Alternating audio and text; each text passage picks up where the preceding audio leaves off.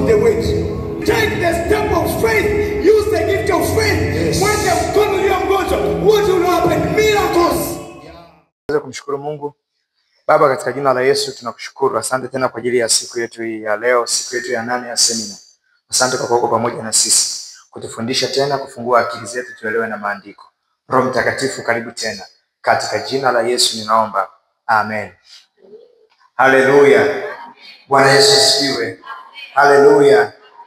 Tumekuwa na siku 8 za baraka. Siku 4 za kwanza tulijifunza habari za maombi, na hizi siku 4 za pili tunazungumzia habari za Roho Mtakatifu. Bwana Yesu asifiwe. Na siku ya jana nilikuonyesha maeneo makubwa matatu ambayo Roho Mtakatifu atayaathiri, maeneo makubwa matatu ambayo Roho Mtakatifu anafanya kazi, huduma kubwa 3 ambazo Roho Mtakatifu anazitendea kazi. Bwana Yesu asifiwe. Tulizungumzia kuna huduma ya Roho Mtakatifu kwa ulimwengu. Huduma ya Roho Mtakatifu kwa ulimwengu. Tukiangalia kitabu cha Yohana sura ya 16 kuanzia mstari wa 8, anasema atakapokuja huyo Roho ataushuhudia ulimwengu, atauhakikishia ulimwengu kwa habari ya dhambi, hukumu na kwa habari ya haki. Bwana Yesu asifiwe. Haleluya. Tukasema kwa hiyo kuna huduma ya Roho Mtakatifu kwa ulimwengu ambayo ikienda kwa mtu ambaye yuko ulimwenguni, lengo kubwa moja linalokuwepo ni ili mtu aweze kuokoka. Hebu sema mtu aweze kuokoka.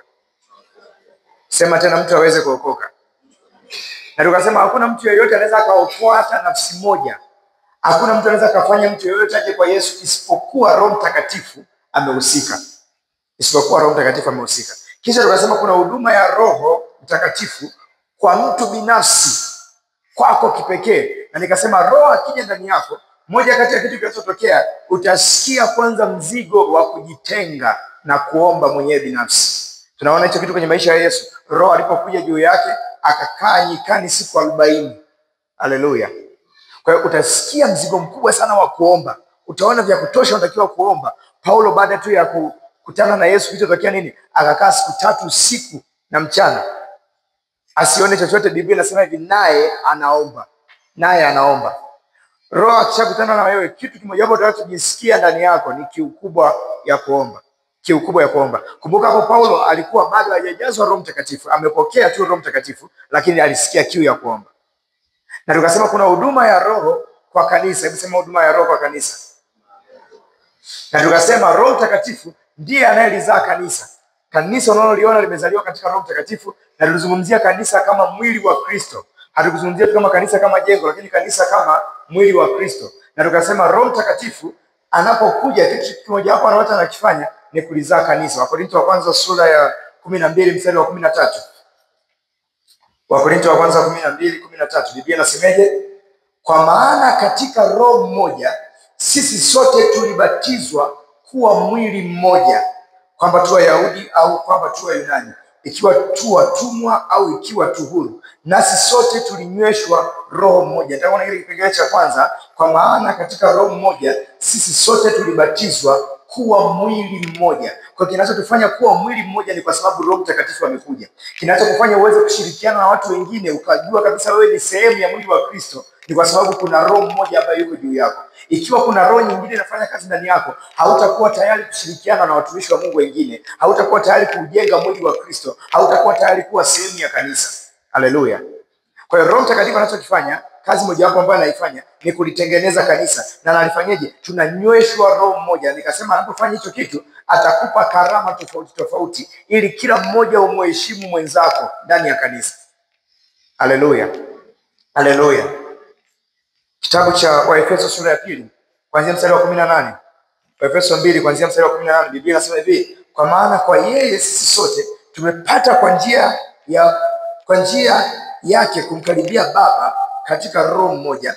Basi tangu sasa si wageni wala wapitaji, bali ni wenyeji pamoja na watakatifu, watu wa nyumbani mwake Mungu. Mmejengwa juu ya msingi wa mitume na manabii, naye Kristo Yesu mwenyewe ni jiwe kuu la pembeni.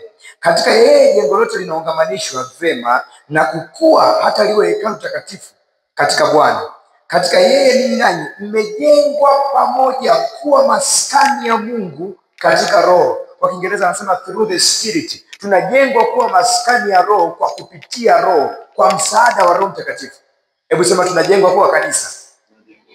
Tunajengwa kuwa kanisa kwa msaada wa Roho Mtakatifu.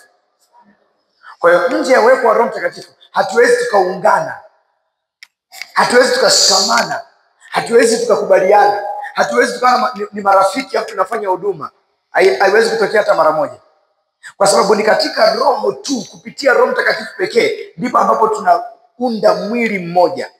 Ukiona kuna matengano kwenye kanisa, ukiona kuna magomvi kwenye kanisa, huyu mtumishi anataka kuwa mkubwa kuliko huyu, huyu ana shida na huyu, ni kwa sababu hakujawa na utendaji kazi mzuri wa Roho Mtakatifu kwenye maisha yao binafsi.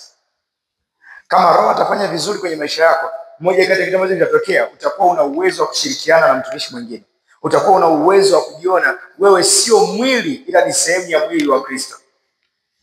Utakuwa unaweza kuona kwamba mimi ni part ya muhimu kwenye mwili wa Kristo. Na Roho ili kufanya hivyo, anaachilia karama zake, anaachilia upako wake. Haleluya.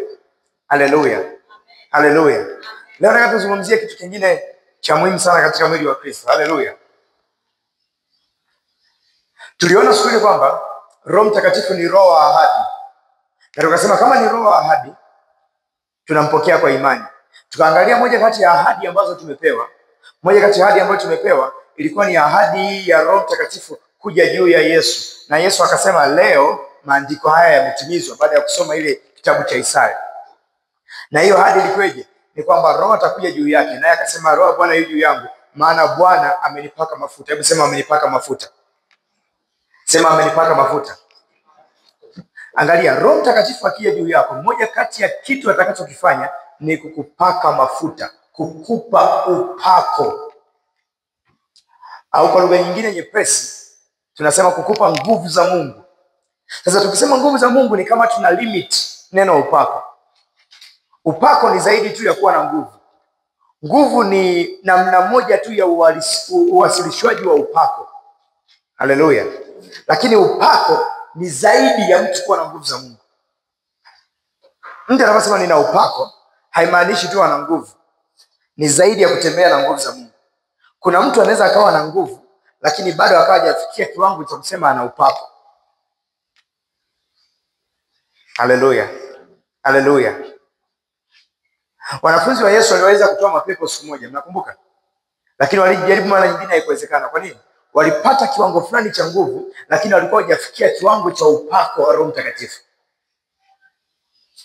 Kwa hiyo unaweza ukawa na nguvu, lakini ukawa hujafikia kiwango cha kusema nina upako wa Mungu juu yangu, nina upako wa Roho Mtakatifu juu yangu. Haleluya. Twende kitabu cha Luka sura ya 4 mstari wa 18.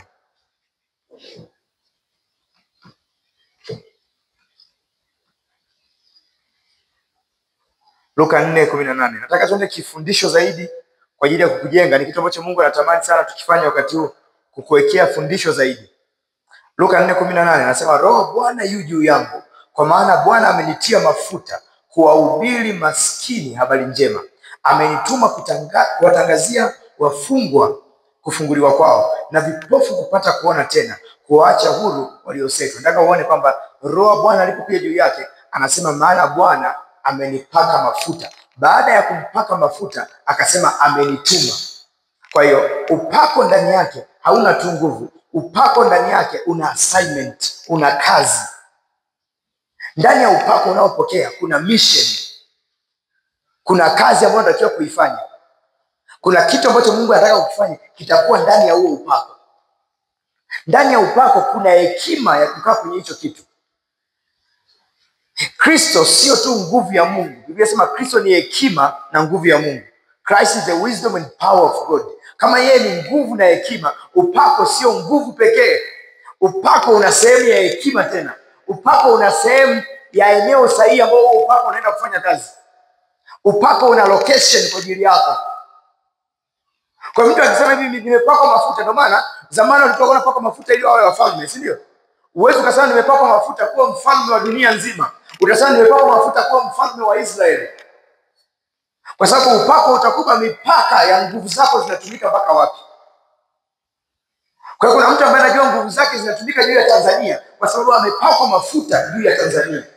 Kuna mwingine amepakwa mafuta juu ya vijana, mwingine anapakwa mafuta juu ya watoto, mwingine anapakwa mafuta juu ya wanawake.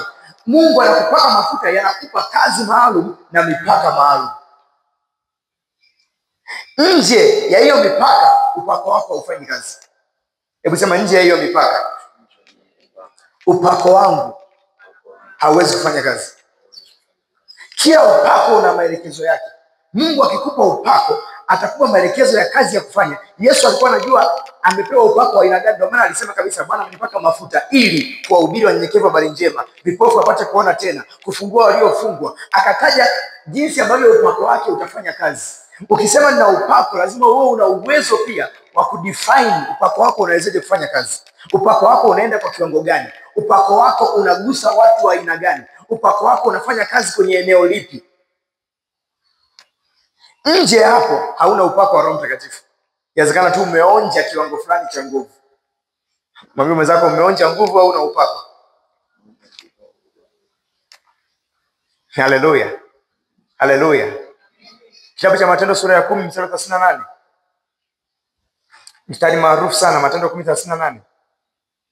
Biblia inazungumza kwamba habari za Yesu wa Nazareth, jinsi Mungu alivyomtia mafuta kwa Roho Mtakatifu na kwa nguvu, naye akazunguka akitenda kazi njema na kuponya wote walionewa na Ibilisi, kwa kuwa Mungu alikuwa pamoja naye. Haleluya. Kwenye huo mstari nataka ukione, Yesu alipoanza huduma, sio tu kwamba alikuwa na Roho Mtakatifu, alikuwa na mafuta ya Roho Mtakatifu. Sio tu kwamba alikuwa na upako, alipewa, sio kwamba tu alikuwa na Roho Mtakatifu, alipewa na mafuta ambayo ndani yake yana nguvu, ndani yake yana hekima, ndani yake yana mipaka ya kazi yake, ndani yake yana maelekezo juu ya kazi ambayo anaenda kuifanya. Sasa nisikilize, upako una viwango. Hebu sema upako una viwango. Sema tena, upako una viwango. Kwa sababu wengi wao wanafikiri kwamba kwa sababu tu wana upako wanaweza wakawa na upako wa kijumla. Upako una viwango. Kitabu cha Waebrania sura ya 1 mstari wa 9.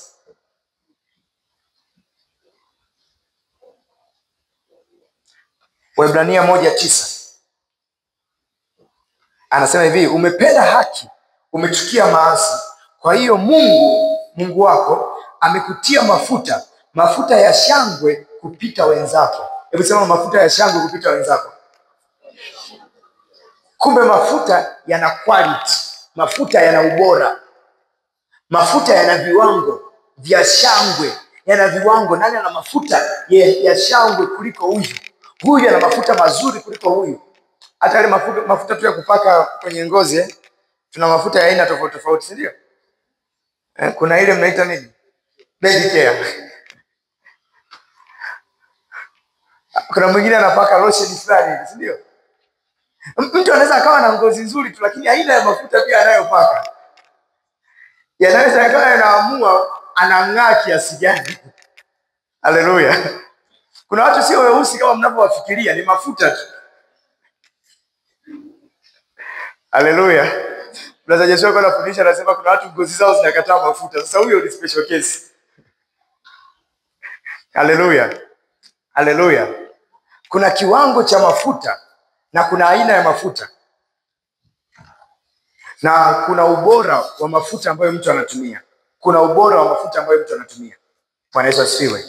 Kwa hiyo Biblia inazungumza hapa, inasema hivi, Mungu amekupaka mafuta ya shangwe kuliko wenzako. Kwa hiyo mtu anaweza akasema ana upako wa Roho Mtakatifu, lakini kuna mtu mwingine anaweza akawa ana upako wenye ubora kuliko upako ulionao wewe. Ndio maana kwenye kitabu cha Efeso sura ya 1 mstari wa 19 anasemaje? Upate kujua ubora wa ukuu wa uweza wake. Sio tu ujue uwezo ulioko ndani yako, lakini huo uwezo una ubora kiasi gani. Kama tukipima kwenye TBS ya mbinguni, upako wako una uwezo kiasi gani? Upako wako utakuwa una ubora kiasi gani? Upako wako unaweza ukaruhusiwa kutumika. Unajua TBS wanazuia baadhi ya bidhaa kutumika. Kuna baadhi ya mafuta hayaruhusiwi kutumika, si ndio? Na kwenye TBS za mbinguni ni hivyo hivyo. Tunaangalia ubora wa upako ulionao. Kuna aina fulani ya kiwango usipofikia hatukuruhusu kutumia. Haleluya. Haleluya. Kuna aina fulani ya kiwango cha nguvu za Mungu usipokuwa nacho hauwezi kutumia, hatutakuruhusu kutumia. Ndio maana lazima ufahamu, sio tu ufurahie kwamba nimepakwa mafuta na Roho Mtakatifu. Lazima ujue upo kwenye kiwango kipi, upo kwenye level ipi ya upako. Mwambie mwenzako una upako. Mwambie tena una upako, ila ni level ipi? Mwambie tunapishana ulevo. Mwambie tunapishana shangwe. Haleluya. Haleluya. Nimezungumzia kwamba upako na mipaka, si ndio? Kuna watu wana shangwe, lakini wana upako wa kuathiri kijiji. Akitokea kijijini kwao, kila mtu anasema jamaa mtu wa maana sana. Lakini akivuka kijiji kimoja tu, hakuna mtu yeyote anayekutaja jina lako. Ni kweli una upako, lakini upako unaweza kufanyaje? Kuinfluence kijiji tu. Kuna wengine una upako, sisi tunakufahamu wewe ni mtumishi, lakini tunakufahamu mtumishi shuleni kwenu, chuoni kwenu tunakufahamu. Nyumbani tu upako haufanyi kazi. Haleluya. Kuna zile clip wanatumaga mtandaoni, anakuta mtu anasema yaani nyumbani hawaheshimu kabisa kama niko chuo. Huwezi kuamini kwamba mlituma kubeba mkaa Unaweza kuwa na upako lakini kweli wakakutuma kubeba mkaa na hawajali kuhusu upako wako. Bwana Yesu asifiwe. Haleluya. Haleluya. Kuna mwingine ana upako wake unaathiri nchi. Akiongea neno, nchi nzima inasikiliza. Kwa nini? Kuna kiwango amefikia cha upako ambacho kinatosha kuathiri nchi. Sio nitumie sauti yangu inawezekana Naona kama mic inanisumbua. Bwana Yesu asifiwe. Haleluya. So kuna kiwango cha upako unaweza ukawa nacho, lakini ni upako ambao unaweza ukaathiri nchi tu peke yake. Nchi moja. Lakini kuna watu wengine wana upako ambao unaweza ukaathiri bara zima. Watu kama kina Reinhard Bonke walikuwa wanafanya vitu ambavyo vinaleta uamsho kwenye jiji zima, kwenye Afrika nzima. Bwana Yesu asifiwe. Ni mtu mmoja, lakini Mungu amempaka mafuta ambayo yanaweza yakaathiri Afrika nzima. Ni kweli ni mafuta na wewe unayo, lakini kiwango cha shangwe ya hayo mafuta kikoje? Kiwango cha mafuta yako kukubalika kikoje? Inawezekana umepakwa mafuta ambayo yanatosha tu kuathiri nyumba moja, yanatosha tu kuathiri mtu mmoja. Haleluya. Haleluya. Inawezekana una mafuta, lakini ni mafuta yanayotosha kuponya malaria, hayatoshi kuponya ukimwi. Ndio unasema mimi mbona kuna vitu nimeomba na vimetokea, lakini nimejaribu kufufua mtu. Kuna ile clip natembea mtandaoni, jamaa anasema nimemwombea kaka yangu sana, ngoja niende mochwali nikafufue na wafu. Hajui kiwango cha upako. Bwana Yesu asifiwe. Unaweza kuwa na upako wa kumponya mtu kichwa, lakini usio na upako wa kufufua mfu. Ngeukia jirani yako, mwambie upako unatofautiana. Mwambie tena upako unatofautiana. Sema kuna viwango vya upako. Bwana Yesu asifiwe. Amekupaka mafuta ya shangwe kuliko wenzako. Kwa hiyo na wenzako wana mafuta, lakini Mungu anaangalia nani ana mafuta ya kiwango cha juu kuliko mwingine. Nani ana mafuta yenye quality. Kweli mafuta ndani yake yana wisdom, lakini nani ambaye wisdom yake ni kubwa. Kweli mafuta ndani yake yana nguvu, lakini nani ambaye nguvu yake ni kubwa. Kweli mafuta yana mipaka, lakini yupi ambaye ana mipaka ya kutosha kuliko mwingine. Haleluya. Haleluya. Kwa utaona kuna watu ambao kweli wana mafuta, una mafuta ya biashara, lakini biashara yako inafisikika wapi? Mtaani kwenu. Haleluya. Kwa mfano, kuna watu wengi sana wanauza simu, si ndio? Ila kwa hapa mbele kusema mtawa, mtu anajua nitapata kwa kirahisi kule simu, si ndio? Bwana Yesu asifiwe. Tunafahamu kuna hoteli nyingi, si ndio? Ila tukisema tujimbe ameathiri mkoa wetu, si ndio? Bwana Yesu asifiwe. Kuna upako wa biashara umekaa kwake, unaathiri mkoa wetu. Lakini unaweza kuona umejenga hoteli nzuri tu, lakini watu hawaifahamu. Kwa nini? Sio swala la kujenga vizuri, swala ni upako. Unaweza kutambulisha. Mwambie mwenzako upako. Sema tena upako. Kwa kuna kiwango cha upako ukiwa nacho, kinaweza kikaathiri nchi nzima. Nisikilize rafiki zangu, sisi ni wahubiri wa Injili, si ndio? Tunahubiri vitu vizuri kweli kweli, si ndio? Lakini kuna kiwango cha upako tu. Ndio kinaweza sababisha wewe peke yako ndio unayetusikiliza. Haleluya. Bwana Yesu asifiwe. Haleluya. Ingia YouTube sasa hivi hapa, Mwalimu Wakasege ana semina, si ndio? Kaangalia wangapi wanasikiliza. Nini kinaweza tofautisha? Upako. Sasa sio upako wa kufundisha. Inawezekana una upako wa kufundisha, lakini huu ni upako wa kuathiri maeneo. Upako wa kuwa na influence kwenye maeneo. Una upako kiasi gani? Unaanzisha biashara, lakini una upako kiasi gani? Unaweza ukapika vitumbua na ukala mwenyewe. Haleluya. Haleluya. Bwana Yesu asifiwe. Sio kwamba hufanyi vitu vizuri, lakini kuna vitu ambavyo havihitaji tu uzuri, vinahitaji msaada wa nguvu ya Mungu, mafuta ya Roho Mtakatifu. Biblia inasemaje? Yesu akaenda akakaa kule nyikani, aliporudi Biblia inasemaje? Akarudi kwa nguvu za Roho, habari zake zikaenea katika nchi ile yote na nchi za kando kando. Biblia inazungumza kwa habari ya mitume, inasema walikuwa wamejaa nguvu za Mungu kiasi ambacho walipokuwa wakienda kufanya mikutano, Biblia inasema ukaja kana kwamba umekuja mji mzima kuwasikiliza. Kuna upako ambao unakuwa nao kiasi ambacho mji mzima unaweza kusikiliza. Biblia inasema Yesu akaenda mahali pasipokuwa na watu, wakamwendea kutoka kila nyumba, wakamfuata mahali pasipokuwa na watu. Umewahi fikiria unaenda kuanzisha kanisa kijijini na watu wanahama mjini wanakufuata? Upako. Haleluya. Haleluya. Mwalimu wenzako tena upako. Na upako sio tu kwenye ufalme wa Mungu, hata kwenye ufalme wa giza kuna watu wana upako wao. Kuna watu wana upako wa kipepo, si ndio? Akitokea tu kwenye wimbo wako, inawezekana ni mwimbaji, anatokea tu hata aimbe, anaweza akafunga tu mkono hivi wimbo ukasikilizwa. Kwa nini? Kuna upako wa kipepo unaweza ukavutia watu. Ndio maana kama mtoto wa Mungu unataka kufanikiwa kwenye dunia, moja kati ya kitu ambacho inabidi uwe nacho ni mafuta ya Mungu. Na sio tu mafuta, kiwango gani cha mafuta unachotakiwa kuwa nacho? Lazima uwe na shangwe kuliko wenzako. Hebu sema shangwe kuliko wenzangu. Sema tena shangwe kuliko wenzangu. Haleluya. Nisikilize rafiki zangu, inapofika kwenye masuala ya upako na kusii, tamani kuwa na upako kuliko wengine. Inawezekana kwenye vitu vingine unasema mkiwatanguliza wenzenu. Haleluya. Lakini ukitaka kuwa na upako kwenye hili eneo na kushauri, tamani kuwa na upako kuliko wengine.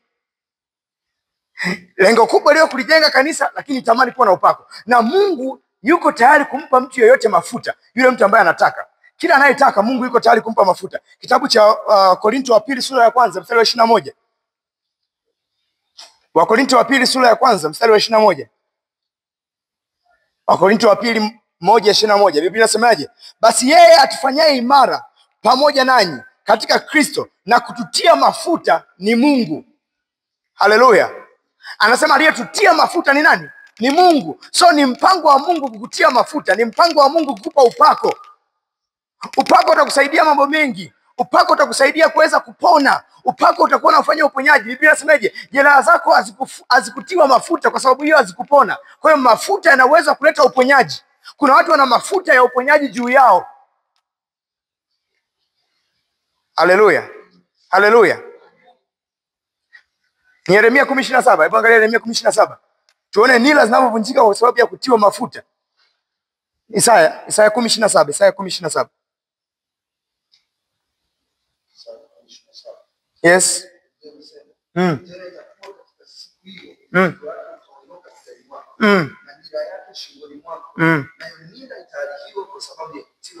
Biblia inasema nayo nira itaharibiwa kwa sababu ya kutiwa mafuta. Biblia haijasema hivi nira itaharibiwa kwa mafuta. Hapo ndipo watu wanakosea. Wengi wanafikiria kwamba ile nira inaharibiwa kwa mafuta, kwamba mafuta yanachukuliwa, upako unachukuliwa, unapakwa kwenye nira na ile nira inavunjika baada ya upako kukaa pale. Anasema nira itaharibika kwa sababu ya kutiwa mafuta, because of the anointing, not by the anointing. Kwa sababu ya kutiwa mafuta. Maana yake nini? Ukiwa una mafuta, kila nira itakayokusogelea itakuwa inavunjika yenyewe. Yaani nira itaharibika sio kwa sababu nira imetiwa mafuta, ila kwa sababu kuna mtu aliyetiwa mafuta amewekewa nira. Kwa hiyo unapaka mafuta wewe, alafu kila kifungo unacholetewa kinavunjika chenyewe. Haleluya. Haleluya. Uwezi ukawa na upako wa Roho Mtakatifu na vifungo vikaendelea kukaa na wewe. Kwa sababu gani? Nira zote huwa zinaharibiwa kwa sababu ya kutiwa mafuta. Hakuna nira ambayo inaweza ikabaki kama mtu ametiwa mafuta. Ukitiwa mafuta, nira inaharibika kwa sababu ya kutiwa mafuta. Ndio maana unahitaji mafuta. Sema ninahitaji mafuta. Sema tena nahitaji mafuta. Haleluya. Haleluya. Yesu alihitaji kuwa na upako. Kama Yesu alihitaji kuwa na upako, lazima na wewe uhitaji kuwa na upako. Ingawa kwamba yeye mwenyewe alikuwa ni Mungu, lakini ile kwamba ipo duniani kama mwanadamu, alihitaji kuwa na upako wa Roho Mtakatifu juu yake. Na akajua yeye atupaye upako ni Mungu. Aliyetutia mafuta ni Mungu. Aliyetuweka haya mafuta juu yetu ni Mungu. Haleluya. Haleluya. Nisikilize. Kama ambavyo upako una viwango tofauti tofauti. Unaweza kutoka kiwango kimoja ukaenda kiwango kingine. Ukatoka kiwango kimoja ukaenda kiwango kingine. Okay. Biblia inazungumza kwa habari ya malaika. Inasema hivi: mshukuruni Bwana ninyi malaika zake, ninyi mlio hodari, mtendao neno lake, mkisikiliza nini? Sauti ya neno lake, si ndio?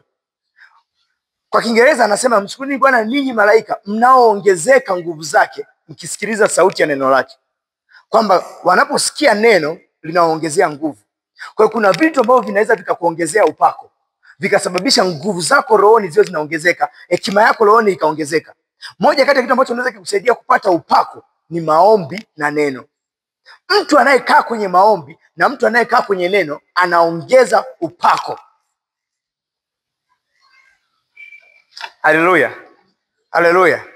Ninafahamu kama kuna mafundisho yanasema upako hauongezeki, lakini nimechunguza, nimejua unaongezeka. Kama Biblia inasema mafuta ya shangwe kuliko wenzako, kwa hiyo kuna kiwango unaweza ukaamua kuachana nacho, ukaamua kwenda kwenye kiwango kingine. Kuna kiwango cha upako unaweza ukaongezeka nacho. Sio kila tatizo ulilonalo linaweza likashughulikiwa kwa upako ulionao. Kuna kiwango cha upako kinahitajika kushughulikia baadhi ya matatizo. Kuna baadhi ya project kubwa zinahitaji upako mkubwa. Haleluya. Angalia kitabu cha Zekaria sura ya 4.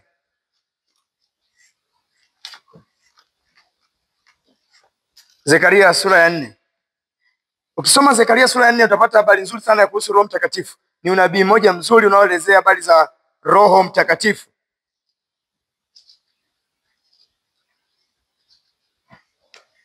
Ni Zekaria alikuwa anaonyesha vitu na alikuwa havijui, na akawa anauliza ni nini hivyo ambavyo mimi naviona. Ngoja nianzie mstari wa kwanza.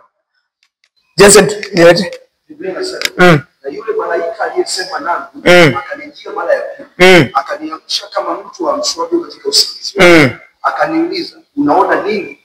Nikasema, nimeona na tazama, kinara cha taa cha dhahabu tupu, nacho kina bakuli juu yake na taa zake 7 juu yake. Tena iko milika 7 ya kuleta mafuta kwa taa zote zilizo juu yake. Amen. Bwana Yesu asifiwe. Haleluya. Anazungumzia kuona kinara cha taa ambacho kina taa 7, afu kina mirija 7 ambayo inaleta mafuta. Na ukisoma pale mbele kidogo anasema pembeni yake kuna mizeituni miwili, si ndio? Hebu soma hiyo. Endelea kidogo. Na mizeituni miwili karibu yake, mmoja upande wa kuume wa lile bakuli, mmoja upande wake wa kushoto. Akasema kuna mizeituni miwili, na jamaa akabidi aulize, hivi vitu ni nini ninachokiona? Ukienda mstari wa 6, malaika akampa jibu. Akasema hili ndilo neno la Bwana kwa Zerubabeli, akimwambia si kwa uwezo wala si kwa nguvu, bali kwa Roho yangu, asema Bwana. Akiona mwambie hivi, hicho ulichokiona ni mfano wa utendaji kazi wa Roho Mtakatifu, kwamba Roho Mtakatifu atakuwa anatenda kazi katika namna ya kutumia roho 7 za Mungu. Atakuwa anatumia roho 7 za Mungu. Hiyo ni namna ya utendaji kazi wa Roho Mtakatifu ambazo utazipata hizo roho 7 za Mungu kwenye Isaya 11 kuanzia mstari wa 2. Utaziona zile roho 7 za Mungu. Sasa Zekaria akaendelea kuuliza kama nishaelewa kuhusu hizo roho 7, lakini hao wawili, hiyo mizeituni miwili inamaanisha nini? Angalia mstari wa mwisho kabisa pale. Ndipo akasema, hivi na hawa wana wawili wa mafuta wasimamao karibu na Bwana. Anasema hiyo mizeituni miwili unayoiona ni wana wawili wa mafuta. Hebu sema wana wawili wa mafuta. Sema tena wana wawili wa mafuta. Kwamba hawa ndio ambao wanatoa mafuta yanayosababisha hiyo taa hiyo inawaka. Wanahakikisha hiyo mafuta yanatoka kwenye hiyo mizeituni miwili, kisha inaenda kwenye hiyo taa ambayo ina hizo vinara 7 ambayo ni mfano wa Roho Mtakatifu. Haleluya. Haleluya. Kwa hiyo kama ukiwaondoa hawa wawili, maana yake hautaona hayo matokeo ya Roho Mtakatifu, kwa sababu hawa ndio source, hawa ndio vyanzo vya upako, hawa ndio vyanzo vya mafuta. Na utavijua hivi vyanzo viwili kwenye kitabu cha Matendo ya Mitume sura ya 6 mstari wa 4. Mitume wanasemeje? Sisi tutadumu katika kuomba na katika kulihudumia neno. Kwa hiyo ni vitu viwili ambavyo ni Bwana wa mafuta, kuomba na neno. Ndio siri pekee ambayo ilisababisha mitume wawe na mafuta juu yao, mitume wawe na upako juu yao, kuomba na kulihudumia neno. Haleluya. Kiingereza kisema kulihudumia neno, kinasema kuomba and the ministry of the word. Yani huduma ya maombi na huduma ya neno. Ndio huduma pekee mbili ambazo zinaweza zikamfanya mtu aseme nina upako. Mtu yoyote ambaye anasema ana upako alafu hana neno, hana maombi, inawezekana ana upanga hana upako wowote. Bwana Yesu asifiwe. Haleluya.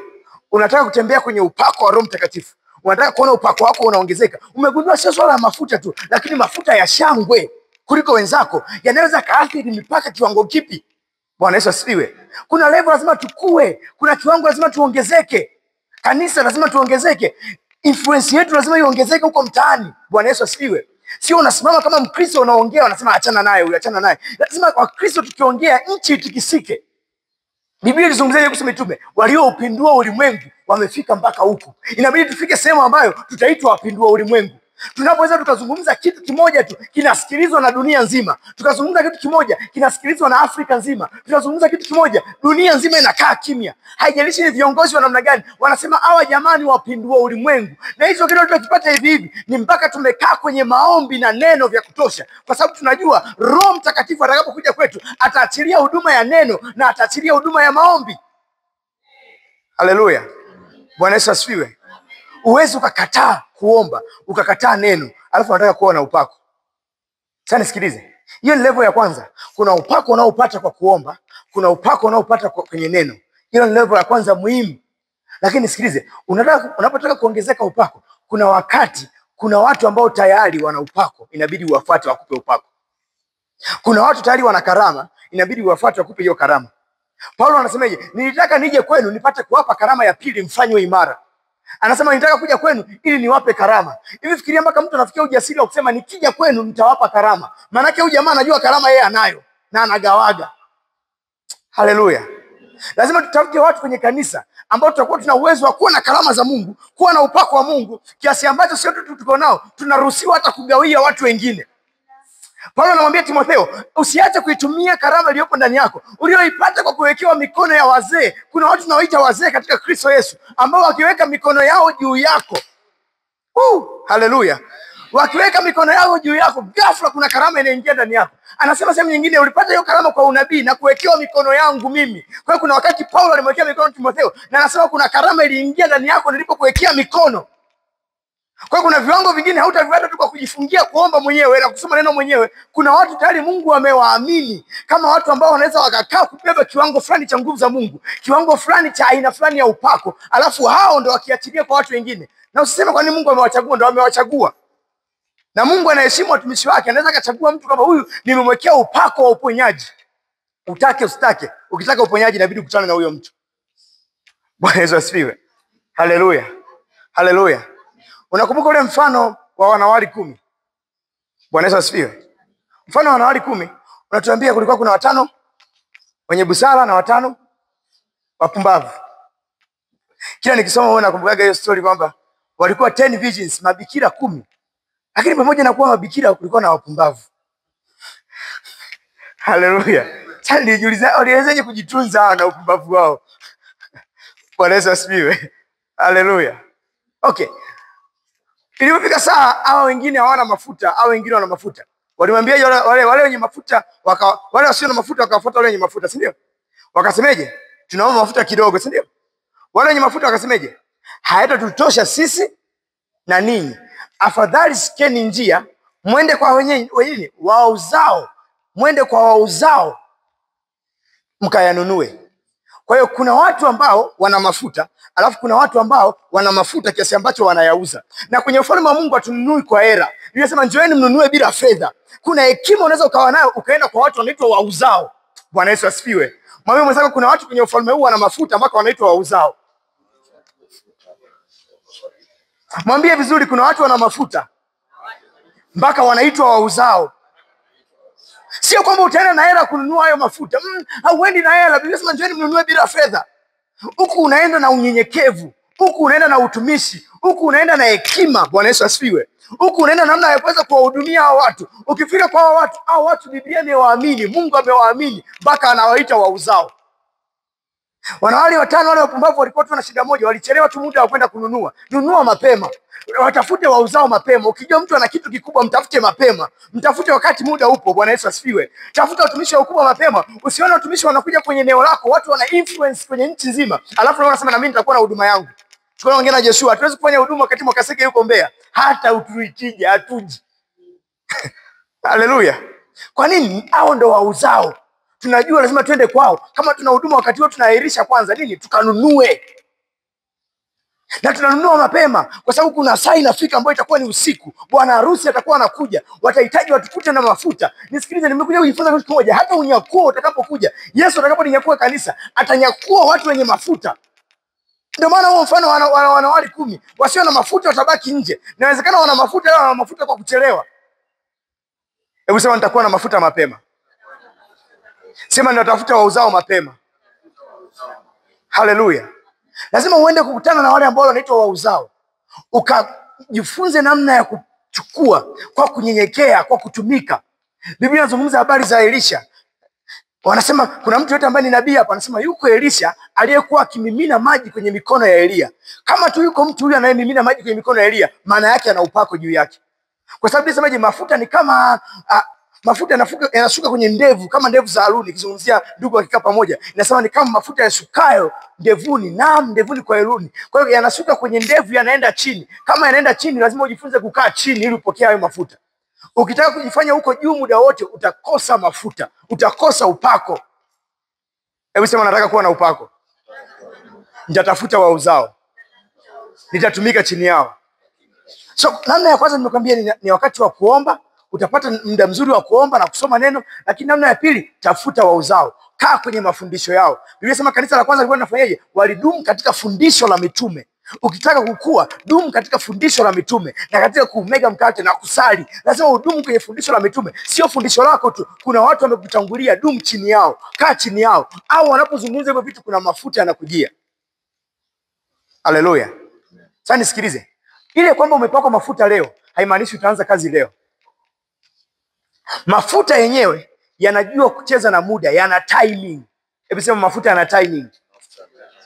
Haleluya. Tunamfahamu Daudi. Daudi alipakwa mafuta mara ngapi? Mara 3. Alipakwa mafuta ya kwanza nyumbani kwa baba yake, lakini baada ya kupakwa mafuta ya kwanza hayakuwa mafuta yanayomfanya kuwa mtumishi. Kumbuka alipokuwa anapaka mafuta alisemeje? Huyu ndiye mfalme. Je, Bwana kukutia mafuta uwe mfalme juu ya Israeli? Yalikuwa ni mafuta ambayo yanamfanya awe mfalme. Saa hiyo hiyo ana upako wa kifalme, lakini alirudi kuchunga mbuzi. Haleluya. Kwa hiyo kuna upako wa kifalme unaweza kuja juu yako, alafu usikupeleke ikulu. Ni upako wa kifalme unakupeleka kwenye machungo, unakupeleka machungoni, lakini una upako wa kifalme juu yako, unaenda kukufundisha huo ufalme. Una upako wa biashara, utegemea wakati huo uanze kufungua maduka yako, lakini upako wa biashara umekuja. Baada ya upako wa biashara kuja, unakurudisha nyumbani kwenu, unaenda kutumika chini ya wazazi wako, lakini una upako wa biashara juu yako. Kwa nini? Kuna upako unaitwa upako wa maandalizi. Unapakwa mafuta ili ujifunze kujiandaa, ili uweze kuvumilia. Nisikilize, kuna wakati tunauita wakati wa kudhihirika kwako. Kabla wakati wa kudhihirika kwako hujafika, kuna wakati wa kujifunza. Na Mungu atakupaka mafuta ya kukufanya ujifunze. Na haya mafuta ya kukufanya ujifunze yanafanana sana na mafuta halisi ya kufanya uonekane. Haya tofautiani kabisa. Sasa nakwambiaje? Tumekupaka mafuta uwe mfalme. Na anayempaka mafuta ni nani? Ni Samuel. Samuel huyo aliyempaka mafuta na Sauli. Kwa hiyo kuna uwezekano sasa hiyo Daudi atoke ajiite King Daudi, Mfalme Daudi. Bwana Yesu asifiwe. Lakini alifahamu kuna mafuta yatakapokuja kwako hayatakupeleka moja kwa moja ikulu. Yesu Roho Mtakatifu alipokuja juu yake nini kinatokea? Biblia inasema baada ya Roho kuja juu yake akamuongoza aende wapi? Nyikani. Ungetegemea aende kwenye huduma, lakini amepakwa mafuta apeleke kwenye huduma, amepakwa mafuta anaenda nyikani. Kuna mafuta utapakwa, hautaingia kwenye huduma, utaenda nyikani kama Daudi, utaenda nyikani kama Yesu. Yohana alipakwa mafuta tangu tumboni, alipozaliwa tutegemea anze huduma. Biblia inasemaje? Akakaa nyikani hata siku ya kutokea kwake. Kwa kuna mafuta unapokea ili yakusaidie namna ya kuishi nyikani, ingawa ni mafuta ya ufalme. Hebu sema nina mafuta. Sema nina mafuta. Inawezekana haya mafuta na saizi yamekaa juu yako, lakini nataka kwanza ujifunze. Ya kupeleke kwanza wapi? Nyikani. Ukae nyikani, ukae machungoni, ukae uendelee kuchunga. Huko utakutana na dubu, utakutana na simba, utatengeneza ushuhuda wa kumshinda dubu, utatengeneza ushuhuda wa kumshinda simba kabla hujakutana na Goliati wako. Bwana Yesu asifiwe. Haleluya. Unajua kuna watu wanajihisi wanapoteza muda kwa sababu anajiona I'm too anointed, nina upako kweli kweli, upako upo juu yangu, lakini mbona sionekani? Mbona huduma haionekani? Mbona huduma haiendi? Ni kama nachelewa hivi. Sio kama unachelewa, ni upako unakutaka sasa hivi ukae nyikani ujifunze, ukae machungoni ujifunze, huko utengeneze shuhuda za kusimama. Bwana Yesu asifiwe. Haleluya.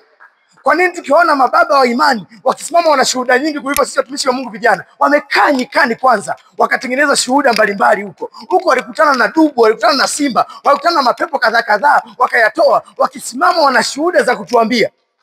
Unaendaje ikulu hujaipita gerezani, hauna ushuhuda wa kutuambia? Bwana Yesu asifiwe. Haleluya.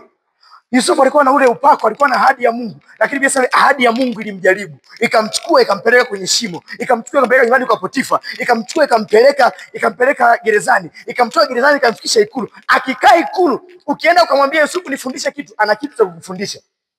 Kwa nini? Kuna wakati alipitia kwenye mafunzo. Kuna time kwenye maisha ya mtu, kabla ya wakati wa kudhihirika kwako, kuna wakati wa kukaa nyikani hata siku ya kudhihirika kwako. Hebu sema nitakubali kukaa nyikani. Unaweza kuwa na upako wa kuwa mtumishi wa Mungu mkubwa, lakini huo upako utakupeleka kwanza wapi? Nyikani. Upako wa kwanza unakupeleka nyikani. Upako wa pili unakuja. Daudi akapakwa mafuta mara ya pili kule Hebron. Hakupewa kuwa mfalme wa Israeli, alipewa kuwa mfalme wa kabila mbili. Kuna upako utakuja, unaanza kukudhihirisha, lakini unakudhihirisha kwa watu wachache. Kuna kikundi tu cha watu kinakuamini. Kuna kikundi cha watu ndio kinakukubali. Watu wengine hawakukubali. Yusufu alipata huko gerezani, akiwa gerezani. Biblia inasema alipokuwa na ule upako, mkuu wa gereza akampa mambo yote yawe chini ya Yusufu, na chochote kilichofanyika gerezani kilihesabiwa kwamba Yusufu ndo amekifanya. Wakamkubali kule gerezani, akawa mtafsiri wao wa ndoto, akawa pasta wao gerezani. Bwana Yesu asifiwe. Lakini angalia upako umeishia wapi? Umeishia kwenye malango ya gereza. Hakuna mtu yote naye ufahamu huo upako, kwa sababu ni upako wa pili. Unakupa watu wachache ambao wanakukubali. Mungu anakupa upako, Roho anakupa upako, lakini anakutengenezea watu wachache. Na kwa nini anafanya hivi? Anakutengenezea watu ambao watakuamini, watu watakao kuwa na kukubali, watu watakao kuwa na kuimbia, watu ambao watakuwa wanasema Sauli ameua 1000, Daudi ameua 10,000. Au anakukubali wewe tu, hata kama bado hujapata ikulu yako. Na hii itakufanya usikate tamaa. Utaendelea kuwa na Mungu. Kama Mungu hata amenipata mtu mmoja tu anayeniamini, hakika dunia itakuja kuniamini mbele. Inakuwa ni ishara ya kwamba kuna mahali Mungu anakupeleka ambapo niko kubwa, lakini atakupa upako wa kukuaminisha kwa watu wachache kwanza. Haleluya. Hebu sema, Mungu nipe mtu anayeniamini. Sema tena, Mungu nipe watu wanaoniamini. Haleluya. Ukipakwa mafuta namna hii, kuna watu watakuwa wanakuja kwako. Biblia inasema siku kwa siku mjia Daudi watu wa kumsaidia, hata akawa jeshi kubwa. Sasa angalia, kwenye upako wa pili ndio utagundua umuhimu wa upako wa kwanza. Kwa sababu upako wa pili Daudi ulimsaidia wakati anakimbizwa na Sauli. Sauli anataka kumuua. Hakuenda kama mtu ambaye ni mjinga, alienda kama mtu mwenye hekima. Alipata nafasi za kumuua Sauli, alikuwa hamuui. Kwa nini? Nasema naye amepakwa mafuta awe mfalme, mafuta yamebaki juu yake. Alikuwa huo upako na uvumilivu ameutoa wapi? Ni kwenye upako wa kwanza. Upako wa kwanza ulifanya avumilie makucha ya simba, makucha ya dubu. Alipokuwa anavumilia kule, anaweza akavumilia kukimbizwa na Sauli kwenye upako wa pili. Wengi wanaishia kwenye upako wa pili hapa. Wakipewa watu wachache wanaanza kujiona kama tayari wamefika mbali, wanadharau watumishi wengine, kiburi kinaibuka, pesa zikianza kuja kidogo kidogo zinawaharibu. Kwa nini? Hawajakaa kwenye upako wa kwanza. Kabla tukianza kupokea sadaka na rafiki yangu Joshua, watumishi wa Mungu wakitupa sadaka, Mungu alikuwa anatuambia tukatae kwanza. Huo ndio upako wa kwanza. Unapewa fedha, Mungu anakuambia usipokee, achana nayo. Hizi zikianza kuja baadhi zisikuchanganye.